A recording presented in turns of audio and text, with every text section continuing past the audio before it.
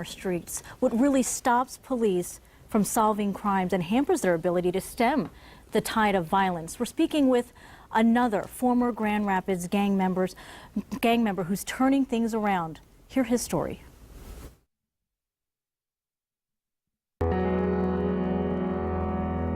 Growing up in the church, I struggled with the church, my father being a pastor. I eventually started running away from home.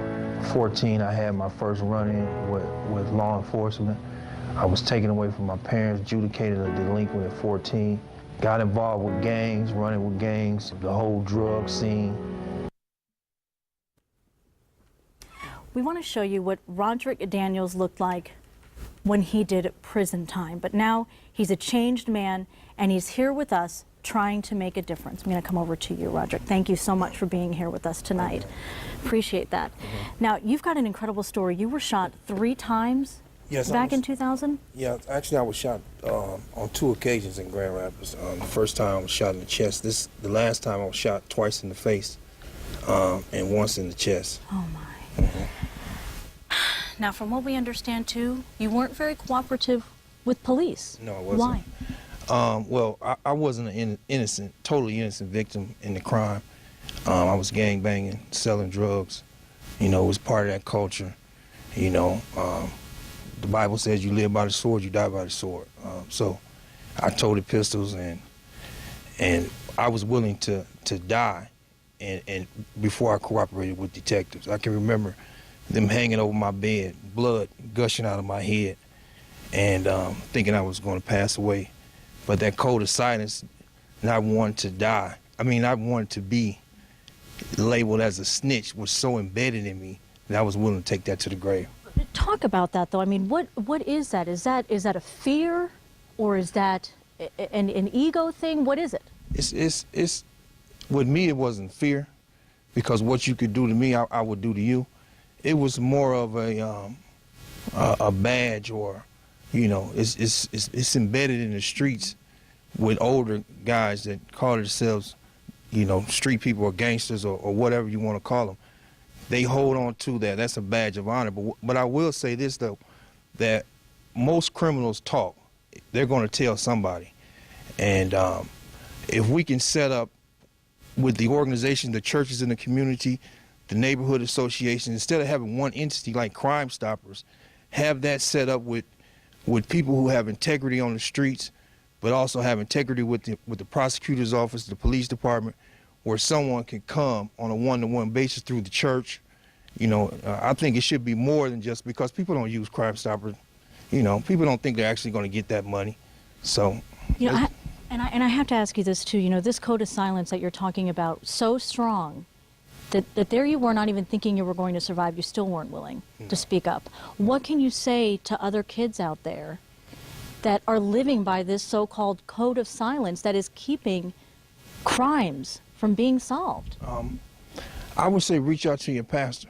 You know, if someone knows anything about something that's going on where someone's been hurt, we got unsolved crimes in this city, you know, we should be able to reach out to our pastors, to our neighborhood associations, and, you know, let them know what's going on. And they should, the pastors and the churches should have the resources to either reward people who come with information or get with the prosecutor's office, maybe to give them some leniency even if they were involved. But there needs to be something tangible where there's integrity on both sides of the fence. The problem is that both sides are clashing, you know, and I think that's always going to be a problem. But if we could put some type of medium in there, soften that up, you know, and have it directly in the community, I think that would be great. Roderick Daniels, a former gang member, now turning things around. Thank you so much. Yes. We want to bring in now a man who's been on the street level of the fight against violence for decades in this community, radio host Robert S. Robert, thank you so much for coming out tonight. We appreciate it. Let's talk about what that discussion is just ending up on, and this code of silence, the unwillingness for folks to speak up. How potent is that in this community? The code of silence, some of it stems from fear.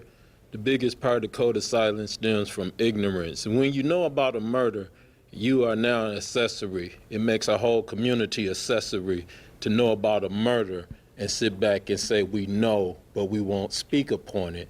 One day it might be your mother. And the murderers of Robin Griggs, there should be the most leads on that case because the murder was so horrific and terrorized the neighborhood that the community spoke out. So the murderers want to get out in front of it and put out a story of why they would do something so horrific. So there's just so many rumors going around and people saying, well, it happened because of this, as if they know something. But it makes the community accessory to this murder, and it hampers what the police are doing to bring these perpetrators to justice. And people need to imagine if it was their mother and they knew they were going on buses and in stores by people that know who killed their mother. And there's some type of code of silence in our community that leaves us victimized. That should jostle them or shake them somehow. Yes, You have been impacted personally as well. You've been somewhat caught up in this. Some of your relatives have been caught up in this. Talk about that and the connection to this, because that's visceral for you. Yes, I have a nephew, Martin Luther Broyles, who is locked up now for a shooting in Grand Rapids, Michigan. Also, my mother's house was shot up after my father had died, and the young males in the area began to hang at my mother's house. So I've got family members who are in gangs, and we have a lot that we have saved, and we have a lot that we haven't wrecked yet. Robert S., one of the important voices in this community. Thanks for your time tonight. And I would just like to say one of the reasons that these murders all have to be solved. Some tests you have to pass with 100%. These murders have to all be solved because we have people who were killed in front of their families. We have some crimes that are detached from the reality of reasoning. We teach our children, if you go to school, if you go to church, if you don't sell drugs, if you don't carry guns, you'll be safe. Well, we have Robin Griggs and some other victims. Robin Griggs goes to church, part of a church. Robin Griggs does not carry a gun. Robin Griggs does not sell drugs. So now it's come to the level that our mothers and daughters and sisters and women cannot open the door and feel safe. So we have to solve these That's crimes. why we're speaking Thank up. you. Robert S., thank you. A lot has been brought up tonight about the code of silence and silent observer. Maybe you've heard tonight, somewhat controversial a take on that. Silent Observer, though, is going high-tech. They've made it as easy as possible to give them crime tips, always completely anonymous. You can now just text a tip in. Just text tip 138 to crimes, and then enter your information. You can also download their app. Just search TipSoft or Tip Submit on your Apple or Android. You can also find that number up on your screen, or submit a completely anonymous tip via their website. That's also up on the screen. And we've got that information online as well at woodtv.com. All right, Brian, we also want to remind people that we are taking questions and comments and compiling them right now on our Twitter feed. You can weigh in by tweeting at WoodTV. We have a question actually from Silent Prayer through email tonight. We just talked about the Silent Observer program, and this emailer is saying they believe there are some problems with it actually. Our emailer asks why a trained person does not man the hotline around the clock. So we have Chris Cameron here with us tonight to talk about that with Silent Observer. Thank you so much for being here. What do you have to say to this? I say we have trained people working the tip line 24/7. We do have a professional tip taker that mans those phones, ready to take the information when it comes. So sometimes when we get the web tips and the text tips, there's a little delay. There might not be somebody immediately there to see those tips, and we ask people to call us if their tip needs immediate attention. So the web and text might be a little delay, but there is a trained person on the call center. And when you hear concerns like this, does that also leave you wondering, would people actually turn to Silent Observer? Does it really work? Well, 2,000 people called Silent Observer last year, and we solved lots of crimes. We paid out $12,000 in reward money to those that called. So to the gentleman that thought that the money wasn't there, it is. We do pay it out. We have a board of directors that authorize rewards every month, from crimes, from drug dealing to homicide to child pornography. In fact, Silent Observer tipsters gave us information on 8 armed robberies last year that assisted police in the solution of those crimes. So Silent Observer works. We are the alternative to silence in the community, and we guarantee that those that call us will remain anonymous. So we will hope, that people continue to use the program and it continues to grow.